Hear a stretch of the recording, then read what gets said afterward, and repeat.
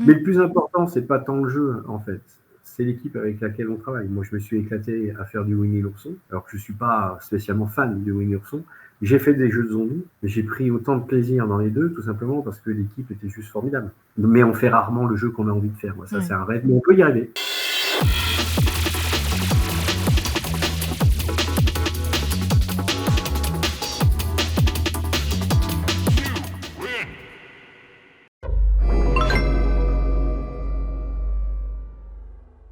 Bonjour à toutes et tous. Aujourd'hui, je suis avec Bruno Marion. Ça va bien ? Ça va, très très bien. Ceci est une interview dans le cadre de notre reportage / enquête sur le jeu vidéo et surtout sur celles et ceux qui le font. Et j'ai la chance de recevoir des invités très chouettes pour du coup, nous éclairer sur le sujet. C'est parti pour les questions. Du coup, Bruno, est-ce que tu peux me raconter ton parcours, ta formation et tes expériences pro ? Alors, on va faire très vite, hein. Ayant 52 ans, ça peut paraître très long. Un bac électrotechnique à l'époque, une envie de créer des choses. Les écoles de jeux vidéo n'existaient pas. Je jouais, mais je voulais créer des choses. J'ai fait une école de cinéma suite à mes études. J'ai fait 2 ans en études de cinéma. Après, j'ai fait 1 an en licence, mais en candidat libre à l'université. Et je me suis mis à tourner, à faire des montages et à écrire des scénarios. Et un jour, j'ai écrit un scénario de jeux vidéo que j'ai vendu à une boîte qui s'appelle Infogrames à l'époque. Et je suis ressorti avec de l'argent contre mes idées. Et c'est ce qui m'a donné envie de faire ce métier. Ce qui n'a pas du tout rassuré mes parents en disant que je voulais gagner de l'argent avec mes idées. Mais au bout de 52 ans, j'y suis toujours. Donc finalement, ça a plutôt bien marché. C'était un bon pari. Voilà. Alors après, j'ai travaillé pour Infogrames, pour Gravision, pour Cryo, pour Take5, pour Game Squad, pour des productions Ubi, des productions Atari, pour Admin Software. J'ai fait des petits projets à 60 000 € et des projets à plus d'une centaine de millions d'euros, hein, ce qu'on appelle aujourd'hui des AAA. Alors pas tout seul, hein, bien sûr, on est bien d'accord. J'ai commencé à enseigner en 2004. Voilà, ça fait à peu près presque 20 ans que je suis dans l'enseignement. Aujourd'hui, j'ai l'école, mais on en parlera après, je pense. Et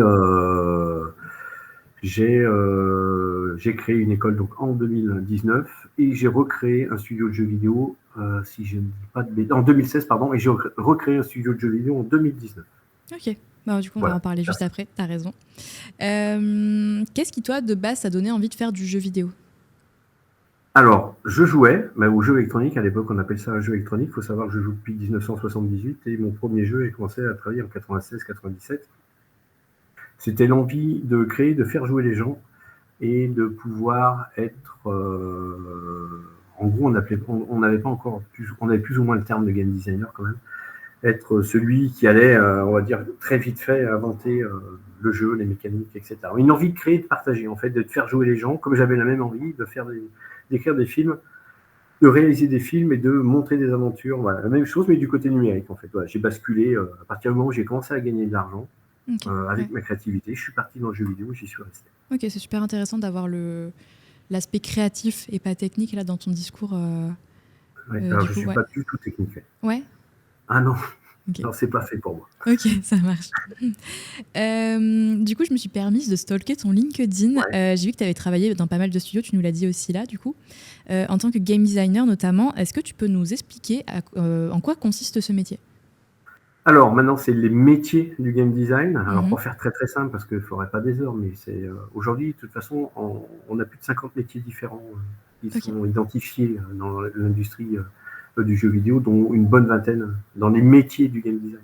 Donc, on va avoir le game designer mécanique principal qui va faire les mécaniques de jeu qui sont, je vais prendre très simple, on va prendre Mario, comme ça tout le monde connaît, ou un Zelda. C'est lui qui va donner les capacités à un avatar de pouvoir sauter, de pouvoir éventuellement jumper sur les murs ou pas, et qui va lui donner des capacités. Et ça, on va dire que c'est le game designer mécanique principal. Ensuite, on va avoir les level designers qui, eux, vont faire des gabarits où on va pouvoir mettre en action, mettre en scène ces capacités pour tester, pour voir si c'est bien, si c'est fun, si ça fonctionne. Et ça, c'est un level designer.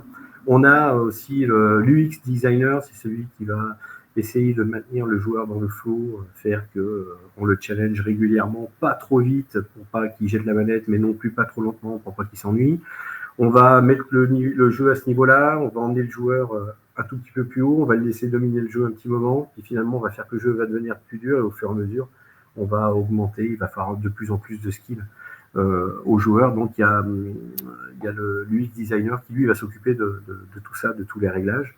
Après on peut même aller à des nouveaux métiers comme l'économique, game designer, celui qui va pas faire que faire les achats in-app avec le prix, mais qui peut aussi, lui, distribuer les récompenses du jeu, parce que quelque part, c'est une économie qu'on va distribuer. Il y a l'UI designer, qui est celui qui va faire l'interface. On a énormément de métiers. Ouais, ok, ça marche. De toute façon, on va revenir après sur les métiers. Du coup, on va passer tout de suite au sujet de l'école. Donc, tu as fondé GameSup il y a 7 ans. C'était quoi, de base, les objectifs, la valeur ajoutée que tu voulais donner à l'école et à ses formations et aux élèves, du coup, bien sûr. Alors, je suis rentré par passion de partager mon métier, parce que j'étais game designer, level designer, directeur créatif dans certaines boîtes, et j'ai commencé à enseigner dans des écoles, et ça m'a vraiment plu, le contact avec des jeunes qui avaient la même envie que moi à l'époque. Le plus vieux dans la salle, c'est moi, ils ont toujours 18 ans, je les reçois toutes les années, mais en fait, j'ai participé à plein d'écoles avant de créer la mienne. J'ai été un peu frustré de voir qu'au fur et à mesure, en fait, les écoles devenaient des grands groupes qui en gros, faisaient plus d'argent sur des gamins passionnés que d'essayer réellement de les accompagner. Donc, il a fallu que de mon point de vue, c'est pas une critique, en tout cas, on va dire que c'est une autre façon de faire. J'ai créé mon école, justement, après plus de 15 ans, quand même, où je me suis occupé d'autres écoles pour pouvoir faire ce que je voulais, c'est-à-dire GameSup, par exemple, il n'y a qu'un seul lieu en France où on peut enseigner. Tout simplement pourquoi ? Parce que quand j'ai un professionnel qui vient et qui est reconnu et qu'il n'a que 10 jours à me consacrer dans l'année, au moins il voit que mes gamins, en fait. Enfin, un gamin, pardon, c'est un type de langage, il voit que mes élèves. Et je peux au moins faire ce que je veux. Je ne suis pas enfermé dans un modèle économique où on me dit qu'il faut au maximum donner que 400 heures par an de cours. J'en donne plus de 700. Ok. Et puis, pareil, on leur fournit un ordinateur qui vaut 2 000 €. C'est tout bête, ça fait promo et marketing, mais au moins tous mes gamins, ils sont à égalité. Ils ont tous le même ordinateur. Ils payent le même prix. Et ça, je ne peux pas le faire en faisant partie de gens qui ont un autre objectif, ou on va dire ils donnent d'autres moyens. Et en ayant son école, on peut faire ce qu'on veut. Donc, en même temps, ça m'a permis surtout de récupérer des amis qui travaillent chez Ubi, chez Arkane Studio. Il y en a qui sont chez Asobo, qui sont des grands noms du jeu. Tu dois avoir un beau réseau. Et on a 70 pros, ils ont que des cours avec des pros, et voilà, c'était l'envie en fait d'avoir cette autonomie et puis surtout cette agilité. Ok. Et voilà, c'est en disant allez, maintenant on va faire quelque chose de différent. Trop chouette. Et en gros, donc en allant faire un tour sur le site, j'ai vu que GameSup proposait 2 parcours de formation, une game design et une game art. Est-ce que de façon très grossière, c'est les 2 catégories au final de métiers qu'on va retrouver dans une équipe de jeux vidéo ou pas? Alors, oui, il y en a 3, on peut 4, on peut rajouter le marketing, on peut rajouter tout ce qui est programmation. Nous, on fait tous les métiers du game design et les métiers du game art.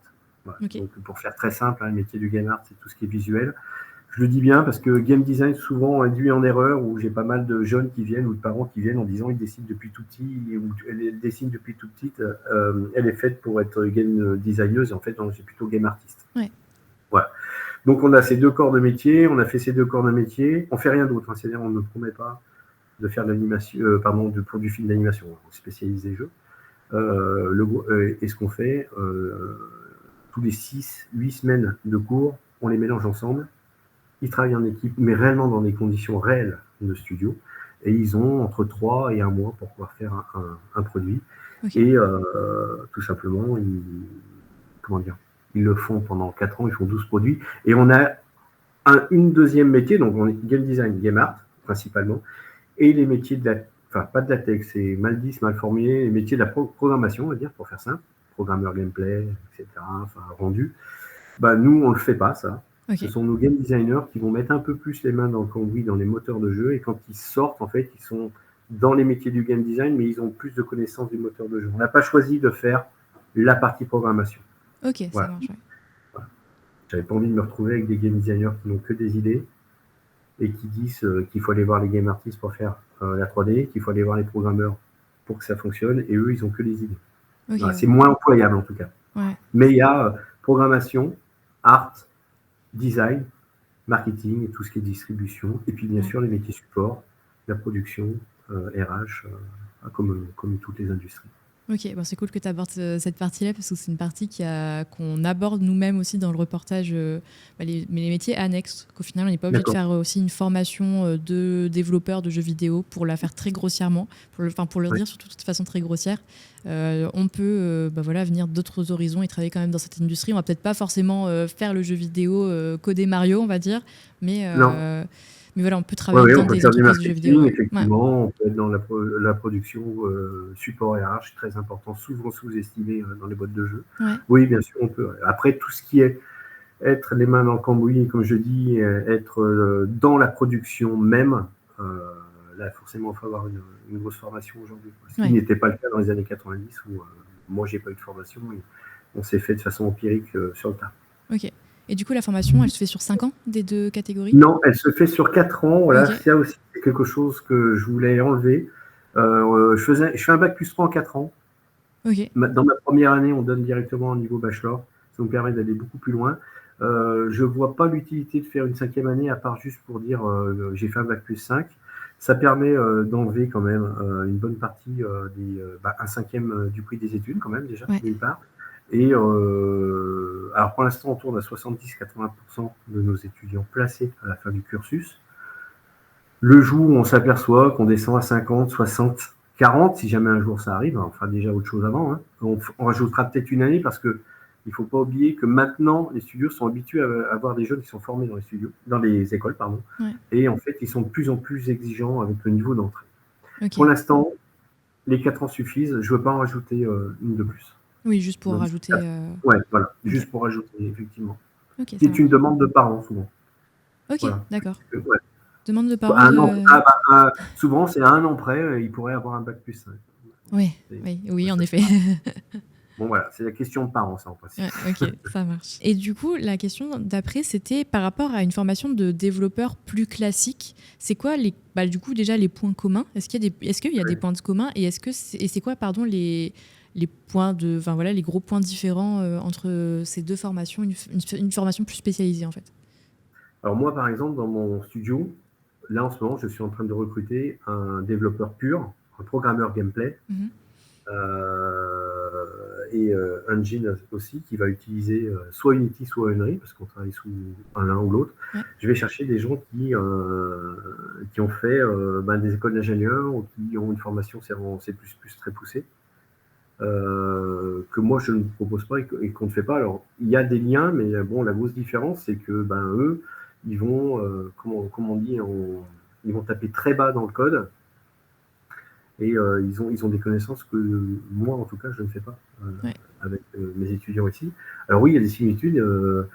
Moi les miens ils programment en C# sous Unity, il y en a d'autres qui programment. C'est essentiellement de la programmation. Après la grosse différence, c'est souvent, on est confronté à des jeunes qui ont travaillé la plupart du temps tout seuls, pas en équipe, et qui ne savent pas travailler avec un game artiste, avec un game designer, avec un level designer, et avec la culture de l'industrie et entreprise. Donc, il y a une petite adaptation. Voilà. Mais sinon, ça peut être... on ne peut pas voir la différence entre quelqu'un qui va programmer pour une SS2I avec quelqu'un qui va programmer pour un jeu vidéo. Okay. En tout cas, dans l'industrie du jeu, on ne verra pas la différence. C'est des lignes de code. C'est les mêmes connaissances, les mêmes compétences qu'il faut avoir. Donc, quand on veut un programmeur pur, la plupart du temps, on va chercher des écoles pour former des ingénieurs ou qui ont fait des études spécialisées. Et du coup, la grosse différence, si je comprends bien, c'est surtout le fait de savoir de base travailler avec les autres métiers du jeu vidéo, en fait. C'est ça qui va vraiment les différencier. Oui. Après, là, ça a été aussi une de mes volontés de faire mon école. C'est qu'aujourd'hui, on ne peut pas apprendre à une jeune génération à travailler en équipe en les mettant en compétition. Oui. Souvent, la plupart du temps, dans les écoles, c'est la course à la compétition à la meilleure note pour finir major de promo. Et en fait, on s'en fout de ça. Il faut arriver à travailler avec les autres. Donc, l'essentiel, effectivement, dans ces métiers-là, c'est de connaître on va dire, la majeure partie des problématiques des autres pour pouvoir s'inscrire dans un flow créatif, parce que tout le monde a envie de créer, tout le monde n'a pas envie d'être étouffé, et il faut arriver à accepter les idées des autres, à accepter que les sièges ne soient pas prises, et ça c'est hyper important. Et des fois, des gens qui sont très très bons, mais qui sont faits que pour travailler pour eux-mêmes, malheureusement, déjà c'est dur de créer à 50, à 100, à 200, quelqu'un qui n'est pas capable de travailler en équipe, il n'a pas sa place dans l'industrie. C'est pas qu'il est incompétent, c'est que ça ne marchera pas, ça ne marchera jamais. Voilà. Du coup, tu fais un super pont avec ma question d'après, c'est quoi les soft skills à avoir quand tu travailles dans le jeu vidéo? Donc déjà, le premier, je pense, c'était l'esprit d'équipe. Il faut être humble, patient, curieux, être à l'écoute. En fait, on a l'impression de décrire quelqu'un de parfait, quoi. Ça ne devrait pas être ça, sinon je n'aurais jamais travaillé là-dedans. Il faut vraiment... c'est un métier, enfin, j'encourage. Quand les jeunes viennent pour s'inscrire, je leur dis attention, je ne vous fais pas rêver, c'est un métier qui est difficile, c'est compliqué, ça ne fonctionne jamais. On dirait Top Gun, hein, il y a 2 miracles. Hein. C'est quand on a fini un jeu et quand il fonctionne et qu'il marche bien. Et qu'en plus on fait des bénéfices, ça c'est le deuxième miracle. Donc voilà, il faut s'armer de patience. On peut rêver de faire du Assassin, on peut rêver de faire du Blizzard, on peut rêver... mais quand vous passez 4 ans sur le même jeu, à 8 heures par jour, même si c'est Love le jeu que j'adore, ça devient 4 ans au quotidien de la même chose. Donc voilà, il faut s'armer de patience. Et puis en fait, c'est ce qu'on fait la première année surtout. On leur montre réellement comment on fait un jeu. Donc il faut arriver à les passer de joueur à concepteur. Et la première année nous permet de repérer des gens qui potentiellement sont toxiques. Qui vont pas respecter les autres, qui vont dire qu'ils le font mais qu'ils le font pas, qui vont devenir despotes parce qu'ils sont devenus chefs de projet. On ne les prend pas en fait, même s'ils sont bons, si intellectuellement tout va. Donc il y a vraiment par rapport aux compétences, il faut avoir des qualités humaines qui sont fortes, parce que y en a qui se prennent pour les meilleurs, ils peuvent travailler avec personne. Donc ça. Donc vraiment l'esprit d'équipe, c'est un autre métier. C'est vraiment genre central. D'ailleurs, dans l'école, nous, on a fait des tables sur mesure où ils sont en face les uns des autres pour pouvoir partager, échanger et s'entraider. Débattre, bien sûr. On va faire ça que ça, il n'y a aucun souci, bien sûr, et heureusement. Mais on fait très attention à ça. Donc voilà, c'est surtout arriver à travailler les autres, être humble, et puis curieux, travailleur. Alors ça, par contre, c'est compliqué. Il faut bosser, il faut jouer. Et c'est marrant que tu aies parlé de ça. C'était le sujet qu'on reprend ça dans le reportage au complet. On introduit en disant que en fait, on fait des séries de vidéos qui s'appellent Happy Developer, et la toute première question qu'on pose, c'est qu'est-ce que tu voulais faire quand tu étais petit? Et une réponse qu'on a très souvent, il y en a deux, c'est footballeur, mais je me suis fait les croisés, ou développeur ou développeuse de jeux vidéo, mais j'adorais jouer, et quand je me suis rendu compte du taf que c'était derrière, c'est vrai que c'est pas la même chose. Et du coup, tu viens vraiment de faire écho à ça. Vraiment cette réponse-là, genre vraiment tout le monde disait ça en fait. Il y a un taf monstrueux derrière. Il y en a qui donne. J'en ai qui. On n'en prend pas beaucoup. Moi, je prends une quarantaine de gamins par an, pas plus. J'en veux pas plus. Une promotion, c'est 40 élèves du coup. Sur les 40 de la spécialité, on en prend 30. D'accord, ok. Bachelor. Sur 10, on a 3 ou 4 qui vont s'apercevoir que c'est pas pour eux, ils sont plus joueurs que concepteurs. Très bien. Il y en a 2 ou 3 qui vont s'apercevoir qu'en fait, il faut travailler. Jusque-là, ils avaient, je sais pas, HPI ou autre, mais d'un coup, il va falloir bosser et ça passe pas. Et puis, il y en a 3 ou 4 qui ont un peu travaillé, mais allez, on va dire doucement. Mais sur les 10 qu'on prend pas, il y en a bien 6 qui s'aperçoivent que c'est pas fait pour eux. On s'aperçoit d'ailleurs que c'est pas fait pour eux aussi. Voilà, donc on les prend pas, ils perdent pas de temps, on perd pas notre temps, ils perdent pas leur argent aussi. Et puis, ils vont faire autre chose. Autre chose. Et aussi, je me permets de rebondir sur quelque chose que tu as dit. C'est quelque chose en plus que j'ai entendu, parce que c'est vrai que je ne t'ai pas présenté les autres personnes que j'ai interviewées. J'ai interviewé des game designers, des game artists de chez Game Atelier. Je ne sais pas si tu connais ce studio. C'est un studio parisien, en gros. Et qui me disait cette chose que tu m'as un petit peu dit du coup, c'est il faut aussi prendre conscience, c'est Mads qui me disait ça, que il faut prendre conscience en fait qu'on va pas créer le jeu vidéo que tu as en tête forcément en fait. Si c'était pas toi qui as créé l'idée, en fait potentiellement si tu vas travailler dans une équipe aussi où tu vas pas créer l'idée de ta vie, en fait tu vas aussi bosser sur des jeux vidéo que d'autres ont pensé, et ça c'était quelque chose qui pouvait être compliqué à accepter pour Alors ça c'est ce que je dis à mes élèves et aux gens que j'ai en entretien. Il y a des écoles qui, je dénonce ça d'ailleurs, je ne donne pas de nom, mais je dénonce ça. On va recevoir des jeunes qui ont 18 ans, qui aiment le jeu vidéo, ils vont avoir plein d'idées, on va lui dire oui, c'est super, c'est génial, t'inquiète pas, tu vas faire le jeu que tu veux, donc ils rentrent à la maison, Nintendo n'a qu'à bien se tenir, ils vont sortir le meilleur jeu du monde, mais en fait la réalité effectivement elle n'est pas là. Moi je dis à tous mes étudiants et mes étudiantes, au bout d'un moment, moi je l'ai réalisé à 29 ans. J'ai commencé à travailler, j'avais à peu près 22 ans, au bout de 7 ans dans l'industrie. On ne fait pas un jeu pour nous, on fait un jeu pour les autres. C'est une industrie qui doit gagner de l'argent.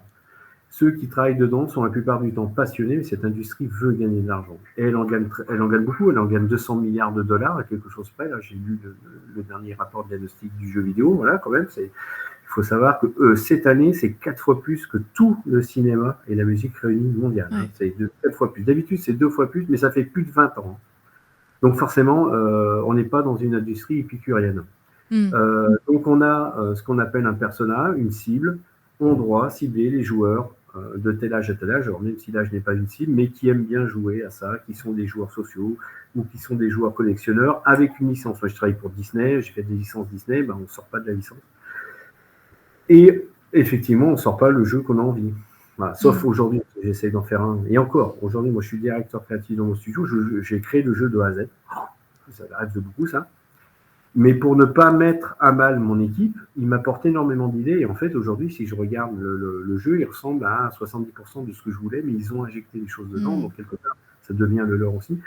Et effectivement, il est très rare qu'on fasse le jeu qu'on veut, à part des noms, des personnes avec qui j'ai travaillé, qui ont réussi à faire le jeu qu'ils avaient envie. Mais des indépendants, du coup. Voilà. Mais non, pas spécialement des indépendants.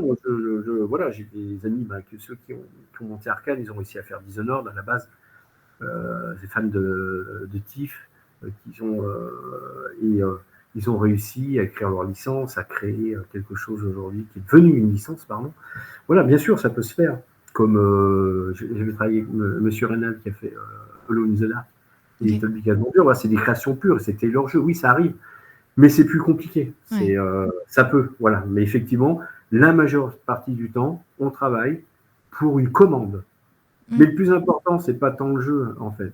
C'est l'équipe avec laquelle on travaille. Moi, je me suis éclaté à faire du Winnie l'ourson, alors que je suis pas spécialement fan de Winnie l'ourson. J'ai fait des jeux de zombies, mais j'ai pris autant de plaisir dans les deux, tout simplement parce que l'équipe était juste formidable. Mais on fait rarement le jeu qu'on a envie de faire. Ça, c'est un rêve, mais on peut y arriver. Ok, ouais. C'est possible.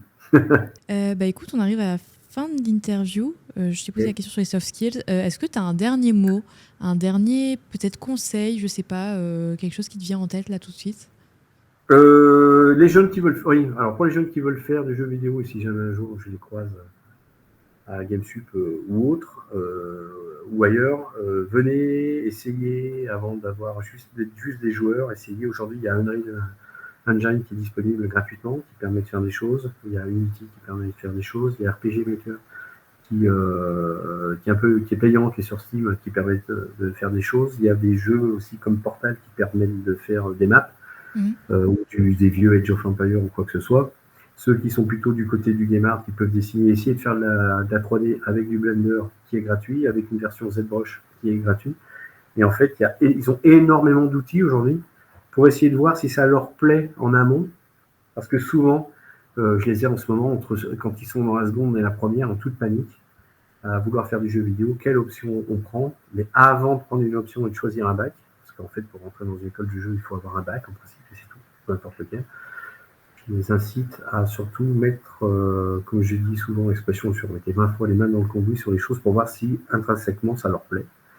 À partir de là, ils peuvent commencer à se dire, tiens, et si j'essayais de faire de cette passion mon métier? Là, si c'est un conseil, il y a plein de choses, puis qu'ils n'hésitent pas à demander à des pros, parce qu'aujourd'hui, puis regarder sur le net, on a plein de réponses. Ouais, ok. Trop chouette. Bah écoute, merci beaucoup. Mais de rien.